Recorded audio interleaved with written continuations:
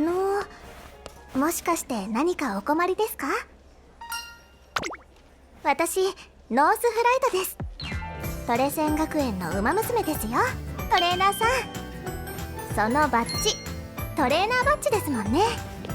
シンプルかつ実直を思わせるデザイン、素敵です。あ、急にごめんなさい。私、ファッションにまつわることが大好きでして。もしトレーナーさんがファッションのことでお悩みならご相談に乗れるかもしれません。はい、トレーナーさんが良ければもちろ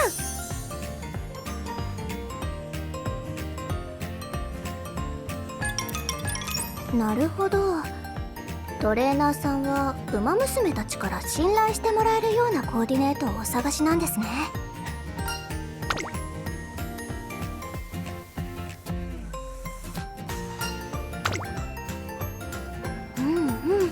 了解です。もう少しカウンセリングをしたいので一旦場所を変えましょうか。ではでは、ふーちゃんのファッションアドバイス始めます。まずはイメージをお伺いしましょうか。トレーナーさんの考える信頼してもらえるファッションってどんなものでしょう？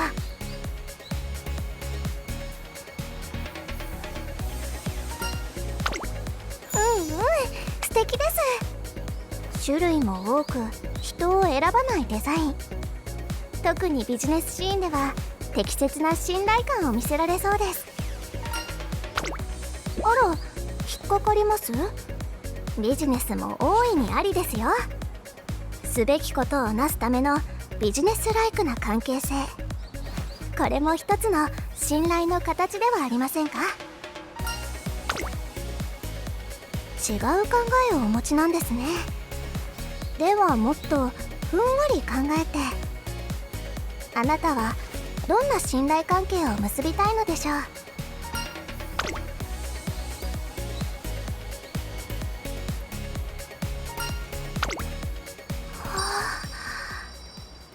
う？なるほど。であればお話は簡単です。トレーナーさんに必要なのはやっぱりスーツと言っても、ここでの意味は動詞のスーツ、適する、ふさわしい、服が似合うなどの方ですね。あなたはとっても素敵な素材を持っています。その素材に一番ふさわしいコーディネートをしてあげれば、あなたは必ず輝ける。思わず信頼したくなる雰囲気さえまとっていることでしょう。できるんです、ファッションなら。着回しのことも考えて、トレーナーさんが今日着ているアイテムをベースにいくつかコーディネートしていきましょうか。ファッションは足し引きという考え方があります。組み合わせ次第で大きく印象を変えることができるんです。例えばそのカーディガン、パッチワークのヴィンテージ感を可愛さではなくシックさに振るならインナーで締めましょう。チャコールグレーにすればトレーナーさんの持つ優しい雰囲気も残せますね。小物はカーディガンから色を拾って、とっても素敵です。トレーナーさんの知的さ、そして大人っぽさを引き出すコーディネートになりました。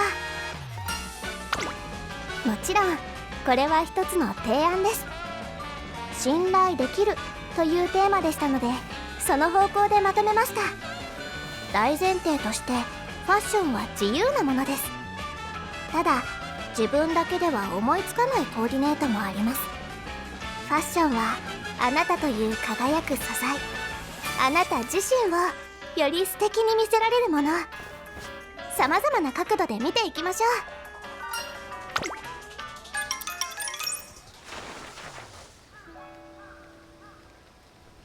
可能性を広げてあげたい。あなたの考え方、とっても感銘を受けました。自信を持ってください。あなたは素敵なトレーナーさんです。いえいえ、今度は学園でお会いできるのを楽しみにしています。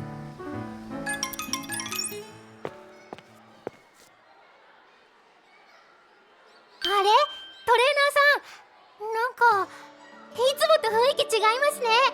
超おしゃれ。おお、ほんとだ。トレーナーさんって感じ。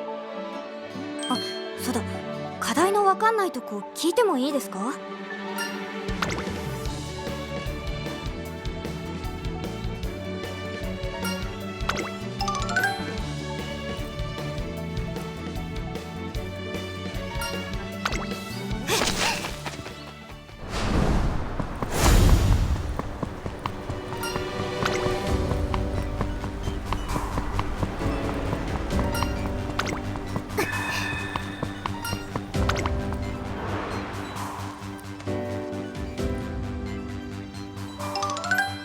よう、精が出るね。君、ノースフライトを見ていたのか？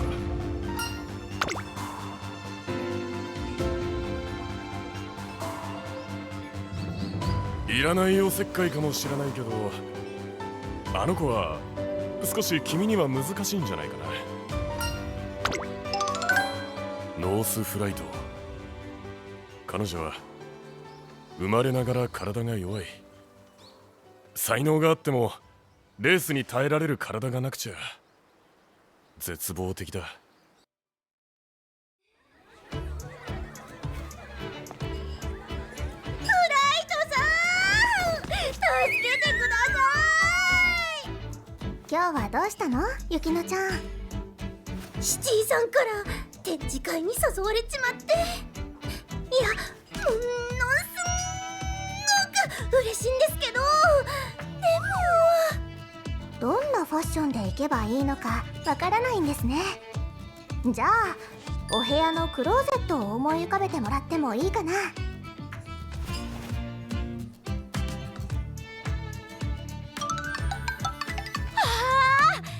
るほどね。もっと姿勢を低くして走ればいいのか。はい、そうすれば下肢にぐっと力が入ります。上り坂での走りにも効果が出るかもしれません。さすがフライト、よく知ってるね。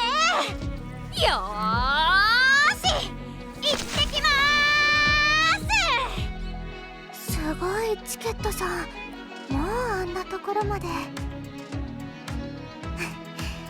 さて、ストレッチストレッチ。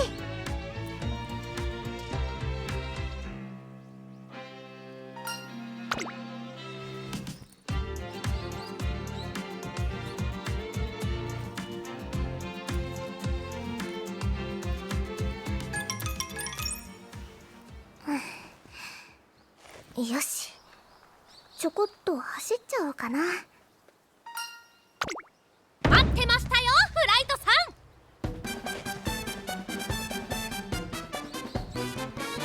ん。爆心王ちゃん、ごめんね。何か約束してたんだっけ？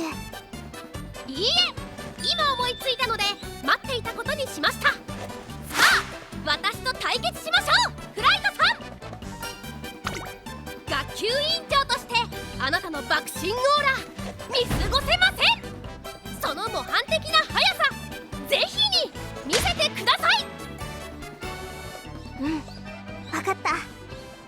現在地点も確認したいし、本気でお願いします、爆心王ちゃん。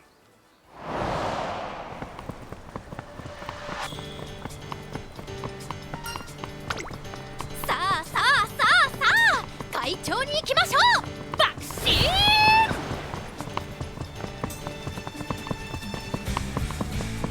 はあ、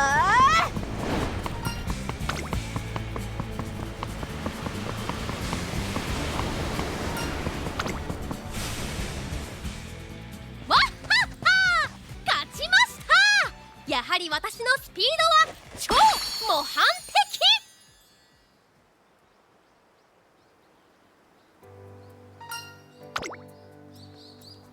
さすがだね、爆心王ちゃん。デビューしてからもっとスピードが磨かれたみたい。えっへん、たくさんトレーニングしてレースに出てますから。ですが私の爆心的勘によれば、あなたももっと速くなるはずです。うん、そうだね。いつかいつかあなたのスピードに並べるように頑張るよ。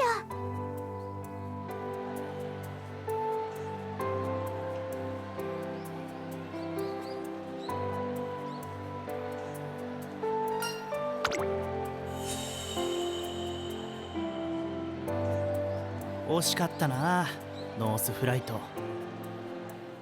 最前線で走ってる桜爆心王と渡り合えるなんて、あとは才能をしっかり発揮できればな。本当に体さえ強ければ。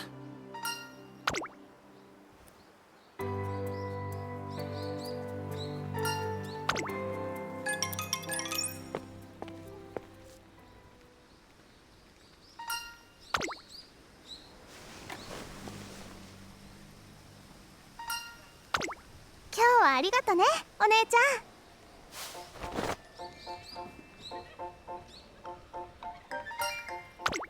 私も久しぶりにふーちゃんに会えて嬉しかったよ。元気そうで本当によかった。とっても元気よ。この前なんてお茶碗5杯もおかわりしたんだから。5杯だよ。そっか、頑張ってるんだね。偉いね。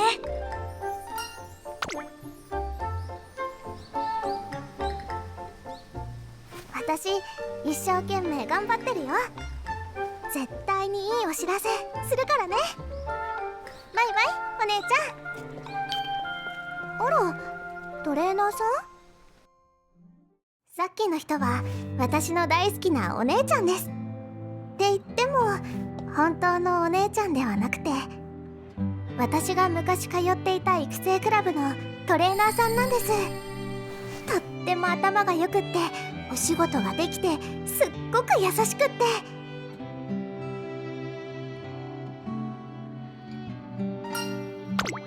はい、お姉ちゃんは私の素材を認めてくれた大切な人です。もうご存知だと思いますけど、私体が弱くて体質なんです。子供の頃からずーっと。それでも足の速さにはかなり自信がありました。周りの人からも体が強くなったらすごい馬娘になれるって褒められたりして、それで自然とレースに興味を持って育成クラブにも入りました。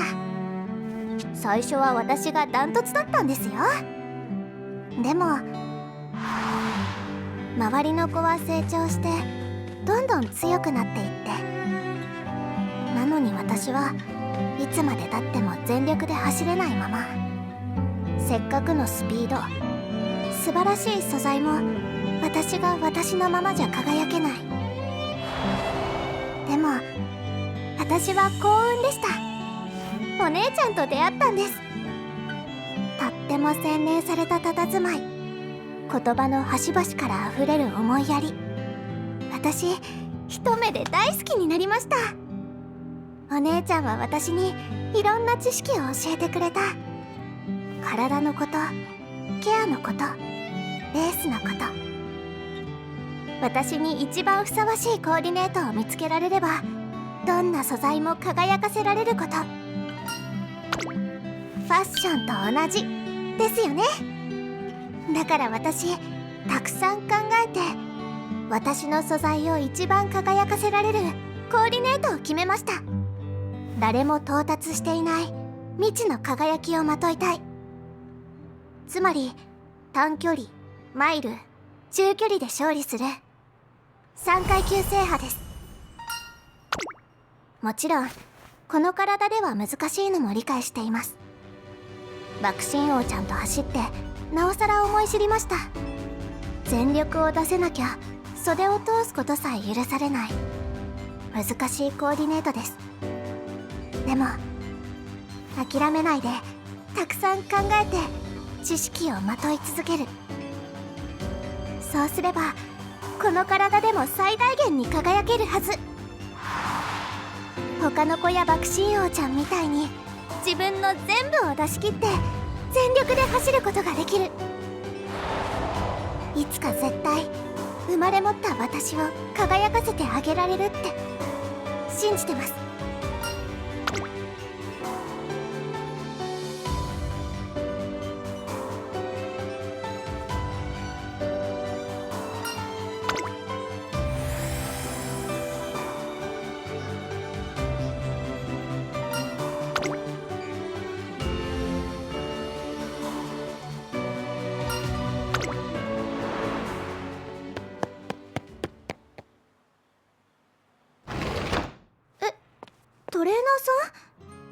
うかなさったんですか？おお、私。はい、大丈夫ですよ。少し貧血気味になっちゃっただけで、今出せるスピードの限界値を探っていたんですけど、根を詰めすぎたみたい。気をつけていたんですけどね。走っていると難しいです。全力を出さないって本来であれば全く逆の発想ですし、3階級制覇なんて言っている場合じゃないですね。もちろん諦めるつもりもないですけど。というわけでご心配おかけしました。もう大丈夫です。ありがとうございます。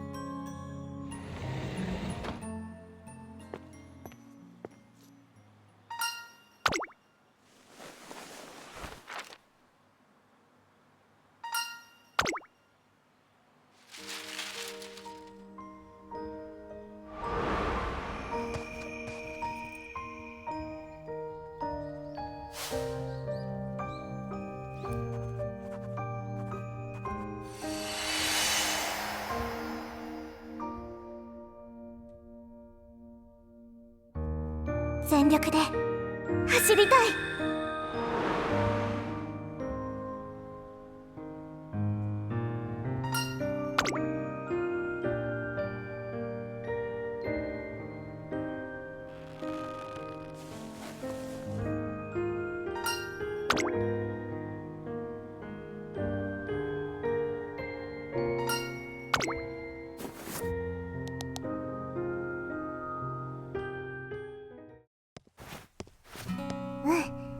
立ちくらみもなし。まあ大丈夫だね。ちょこっと頑張っただけなのにな。仕方ない。負荷をまた戻して。おーい、フライトー。この前はありがとう。おかげで私超成長できて、種目別競技大会も勝ってデビュー決まったよ。嬉しくて私みん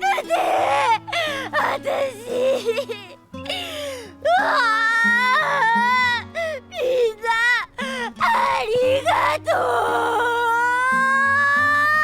う。そっか、チケットさんデビューするんだ。素敵な素材を持っているんだもの。きっと大活躍ね。夢の日本ダービーだってチケットさんなら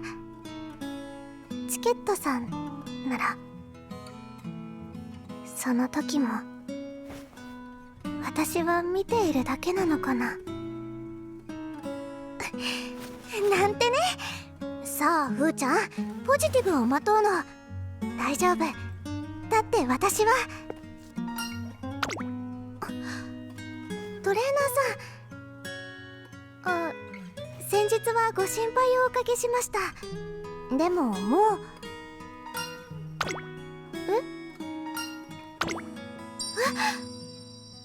どうして。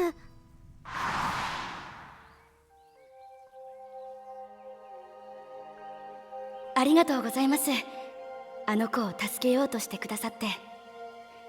私はもうあの子のすぐそばにはいられませんから。あの子本当に強い子なんです。いつも私のおかげでって言ってくれるんですけど、私は知識を与えただけ。前を向いて諦めないことを決めたのは全部あの子なんです。知っていますか、ふーちゃんの美学。私を嘆かないこと、生まれ持った私を愛すること、私が最も輝くやり方で私を着飾ってあげること。素材を嘆いたところで道は切り開けない。愛せなかったところで私からは離れられない。鏡を見つめてただため息をつくだけじゃ何も変わらない。私の素材が一番輝くコーディネートを見つけてあげるの。私が私を大好きになるために。何かできるって思ってくれてありがとうございます。信じてくれることがきっとあの子の力になる。あなたはきっとふーちゃんにぴったりのトレーナーです。お姉ちゃん、いいんですか？そんな日が来るかわからないんですよ。こんな体質ですから、どの先生もトレーナーさんもデビューしたところで活躍は難しいだろうって。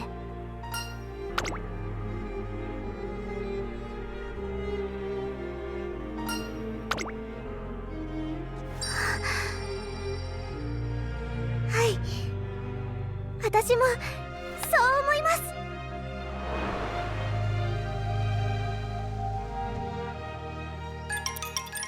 マイルを主軸に置くですか？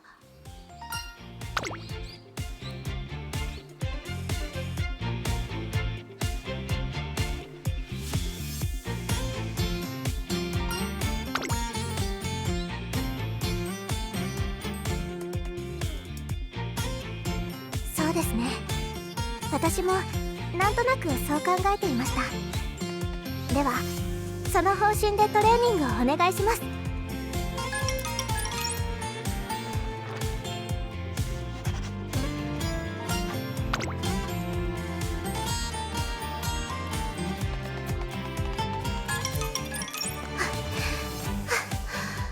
あれ？今日はこっちで休憩ですか？いつものコースじゃないですね。お、トレーナーさん。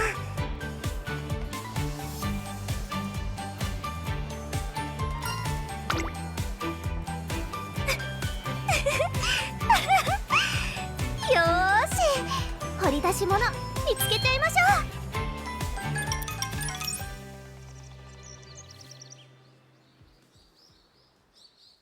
200メートル。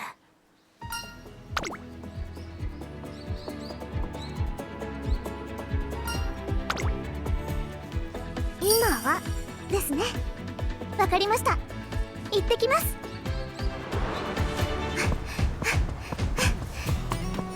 走っているといつも足がうずく。もっともっと加速したい。私ならできる。でも大丈夫です。耐えることは得意だもの。あと少し。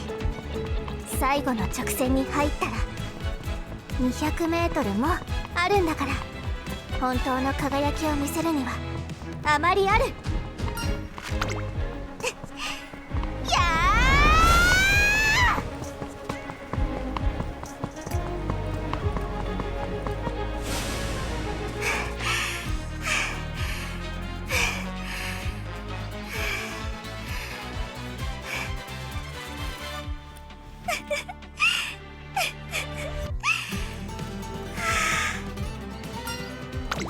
トレーナーさん、私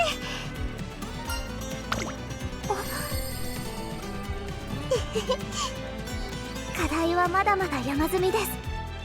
けれど一瞬でも全力を出せて希望が見えました。私は自分を信じます。誰も到達していない未知の輝きをまといたい。そのためには信頼できる方の視点も必要です。きっと苦労をおかけします。でもこの先も素敵なコーディネートをお願いできますか？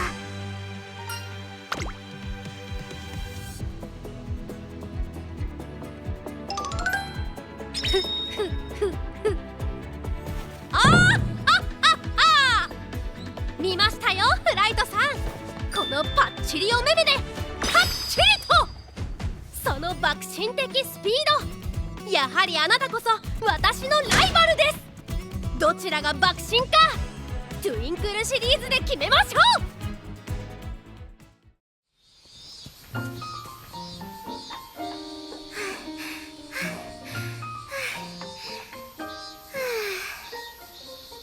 う。よし、走り込み完了です。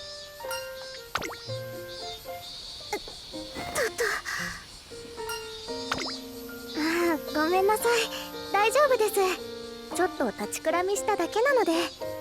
このところ一気に暑くなりましたからね。寒暖差にもちゃんと気をつけませんと。こまめな汗拭き、日焼け止めの塗り直し、それから水分と電解質の補給も忘れずに。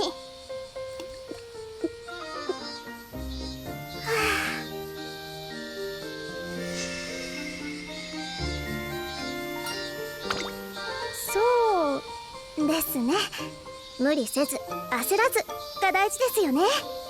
夕方涼しくなったらまた外を走りましょう。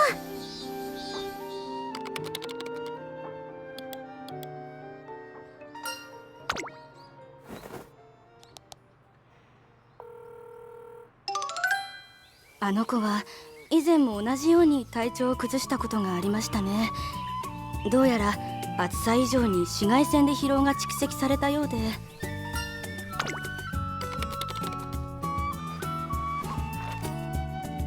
サングラスですか？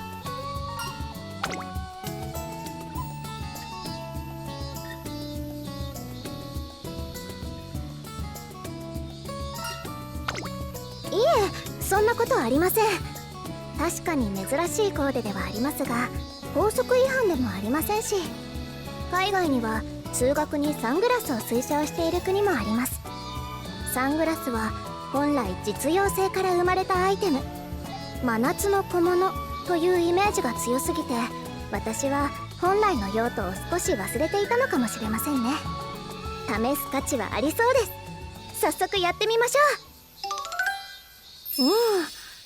確かに目のヒリヒリが和らぎますね。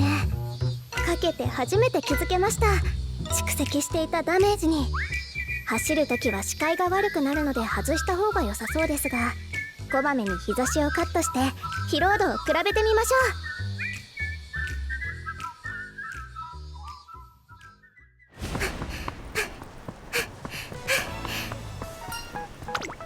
はいは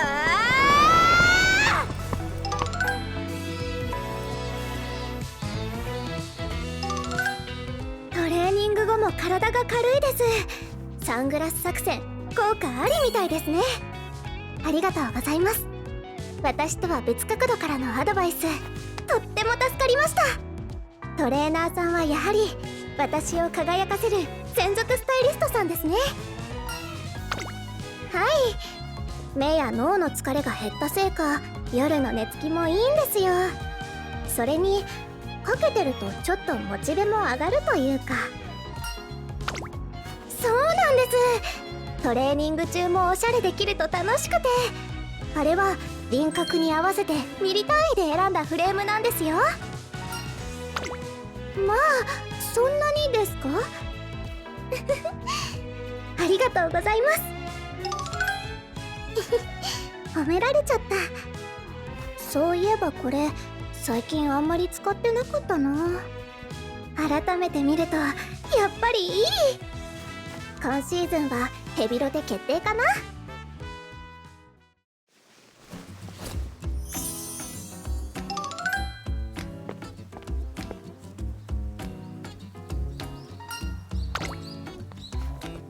ら、その格好お出かけですか、トレーナーさ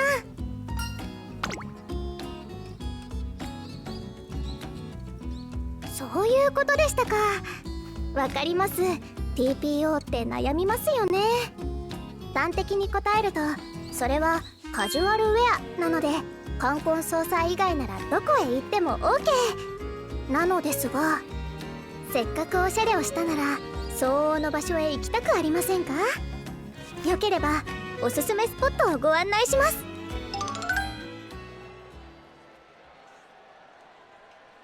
まずはここ、美術館は軽いおしゃれをした日に来るのにぴったりなスポットです。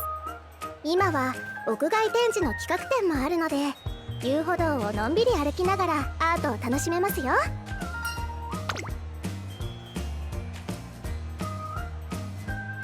ここでふーちゃんのワンポイントアドバイス。室内展示を見るときは音の出るシューズにだけ気配りを。かかとの高い靴の場合は早歩きせずゆっくり見て回ると上品です。とはいえ肩肘張らずに楽しむのが大事。おしゃれをした日は磨き込まれたあなた自身もアートかも。自由な心でハイセンスな空間に遊びましょう。次はアクアリウム。幻想的な光景が雰囲気たっぷりですよね。美しい生き物たちには自然が生み出した美が詰まっています。はい、水の音もリラックスしますよね。こうして見つめていると普段の忙しさも忘れてしまいそう。私はたまに一人で来て考え事をすることもあるんですよ。ほら、こうやってガラスに映った自分を見つめ返しながらそういう振り返りもありですね。そのコーデお気に召してもらえて何よりです。ランチは私の一押しカフェで、インテリアが素敵でしょ。メニューもバラエティ豊かでどれも美味しいんですよ。スープカレーに相撲風呂、クラブハウスサンド。あ、セットのデザートはどうしようかな。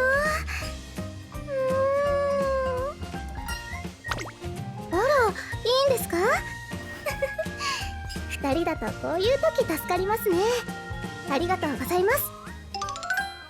おしゃれな服でおしゃれな服を見る、ウィンドウショッピングも定番ですね。あ、見てください、あのサングラスかっこいい。他にも新作アイウェアがいっぱいです。そうか、そっか、そろそろシーズンですもんね。ちょっと試着してみていいですか。クールなソーブラックであえてごつく、力強いルックがインパクト大。ふむ、それとも少し柔らかくシアーな大人ブラウン、リラックスムード漂うこなれた避暑地の馬娘。夏を先取り、ピュアホワイトは差し色にもグッド。どこかレトロなフォルムで爽やかさの中にもシックさを演出。どれも素敵すぎる。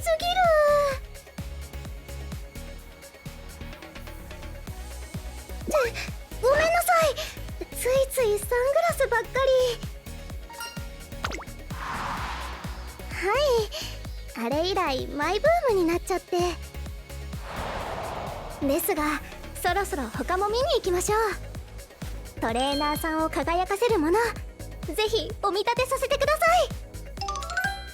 帽子、ベルト、カバン、スマホケースなんかもいいですね。トレーナーさんに似合いそうなものはどれですか。あー、かわ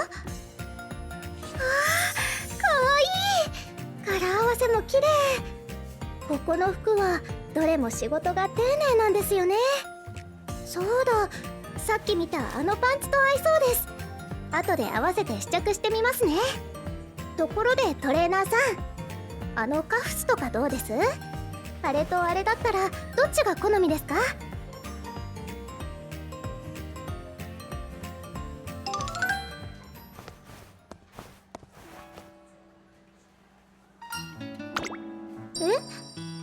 あの香水ですか？オードトワレですね。シンプルかつ洗練されたデザインのパッケージです。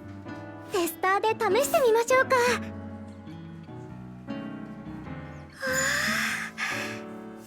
トップはグリーンノートか。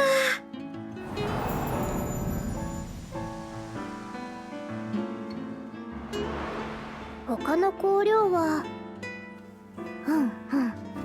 ありそうでない組み合わせに遊び心がうかがえますね。香りの変化も楽しみです。ありがとうございます。私もいいなって思いました。すっきりしてて学園でも使いやすそうですし。何ですかそれ。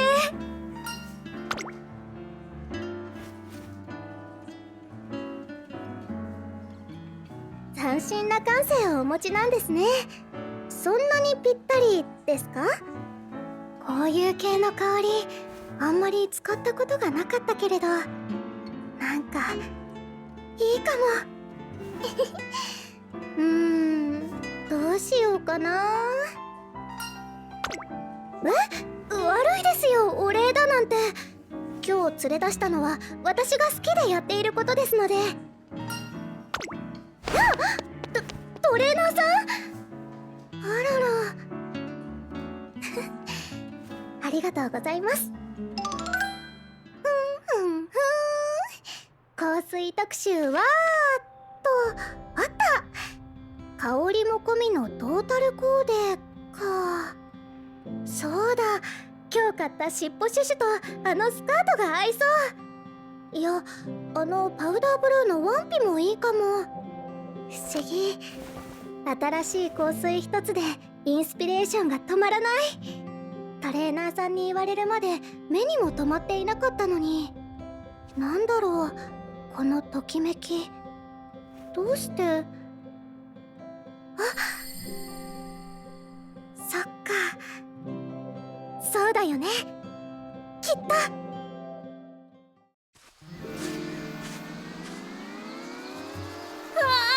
そのサングラスかっこいいですね。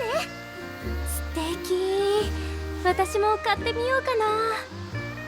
ありがとうございます。夏と言ったらやっぱりこれですよね。トレーニングの疲労も軽減できるのでおすすめなんです。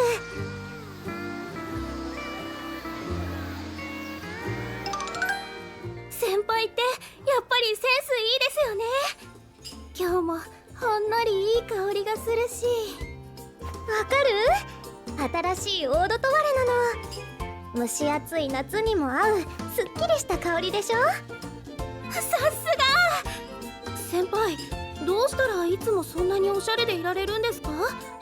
ズバリ秘訣とかありますか？秘訣か。強いて言うならときめくものを増やすことかな。好き、嬉しい、楽しい、そんな気持ちが増えると世界は広がっていくんですよ。なるほど、アンテナ高くってことですかね。いい心がけだと思います。それから時には誰かにいい影響を受けることもね。そう、あの人といると増えていくの。気づいたらもらってばかりでそうだ、いいこと考えちゃった。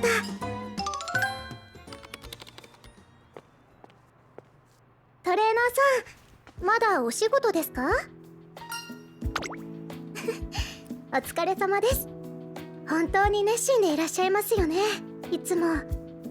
なので明日はちょっとだけ息抜きしませんか？せっかく海に来ているんですから、たまには羽を伸ばしてはいかがかと思いまして。トレーニングのスケジュールは把握済みですよ。あの感じなら多少の予定変更は問題ないですよね。合宿中にやってみたいこととか好きなこととかありませんか？何でもいいです。お付き合いさせてください。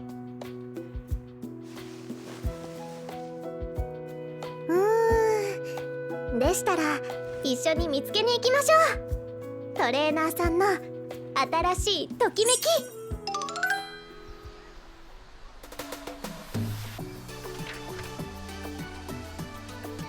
合宿前にチェックしておいたビーチリゾートです。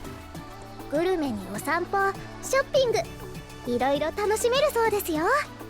いらっしゃいませ。アイスクリームはいかがですか？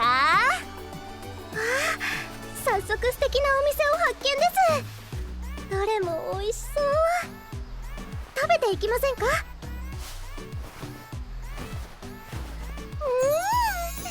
夏って感じしますね。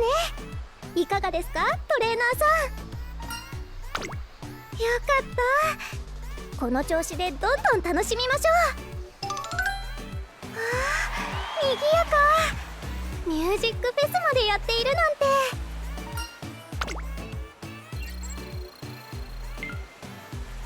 ときめくもの、また一つ見つかったみたいですね。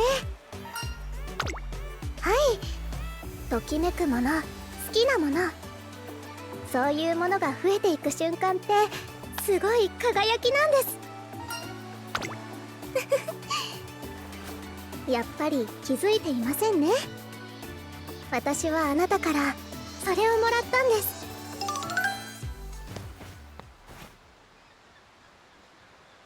おしゃれって時にはエピソードも大事なんです。なぜか妙に気に入っているアイテムってありませんか？それは記念に買ったものだったり、旅先で巡り合ったものだったり、あるいは誰かとの思い出の品だったり。サングラスに香水、急にマイブームが来ちゃったのはあなたがエピソードをくれたから。ショッピングの後気づいたんです。あなたといると好きなものが増えていくって。世界が広がっていくんです。レースもおしゃれもあなたのおかげで。それに気づいた時思ったんです。この輝き、私だけのものにしておくのはもったいないって。だからトレーナーさんにもシェアできたらって。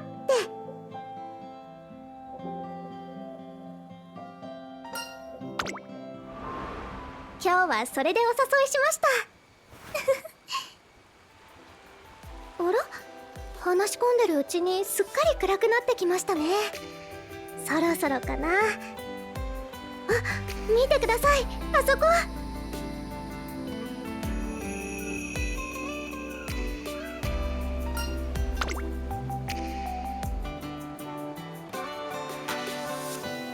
お気に召しました？よかった。ここ夕日の名所だって雑誌に載っていたんです。こういうものなら好み関係なく刺さるかと思いまして。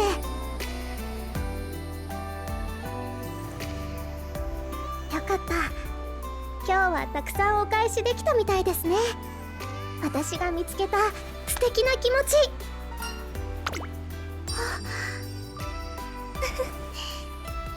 きっと勝手に増えていきますよ。二人でいればいくらでも。世界は広がっていくんですから。